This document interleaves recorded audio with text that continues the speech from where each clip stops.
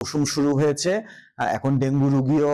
অনেক বৃদ্ধি পাচ্ছে। এখন পর্যন্ত ৩ জন আমাদের উপজেলা স্বাস্থ্য কমপ্লেক্সে ডেঙ্গু রোগ নিয়ে ভর্তি হয়েছে এবং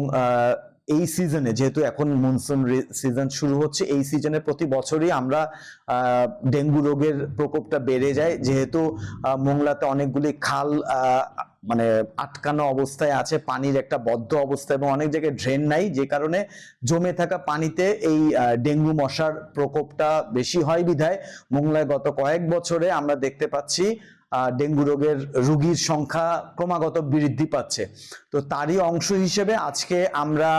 উপজেলা প্রশাসন, উপজেলা স্বাস্থ্য বিভাগ এবং আমাদের মোংলার সকল রাজনৈতিক নেতৃবৃন্দকে নিয়ে আমরা একটা আজকে আমাদের উপজেলা স্বাস্থ্য কমপ্লেক্স পরিষ্কার পরিচ্ছন্নতা অভিযান করেছি। এখানে আমাদের স্বাস্থ্য ও পরিবার পরিকল্পনা মন্ত্রণালয়ের একটি নির্দেশনাও ছিল এবং আমরা চাই যে এই প্রতীকী আজকে অভিযানের মাধ্যমে মোংলাবাসী যাতে একটা বার্তা পাক যে যার বাড়ির আঙিনা সে যেন দৈনিক পরিষ্কার করে এবং ডেঙ্গু রোগে থেকে বাঁচতে হলে যেই কথাগুলো আমাদের আসলে মানা দরকার সেটা হচ্ছে জমে থাকা পানি প্রতি ৩ দিন পর পর পরিষ্কার করতে হবে। বদ্ধ কোনো জায়গায় যাতে পানি জমে না থাকে, কোনো ভাঙা পাত্রে পানি জমে না থাকে, নিজের দায়িত্বেই সেগুলি পরিষ্কার করতে হবে। আমাদের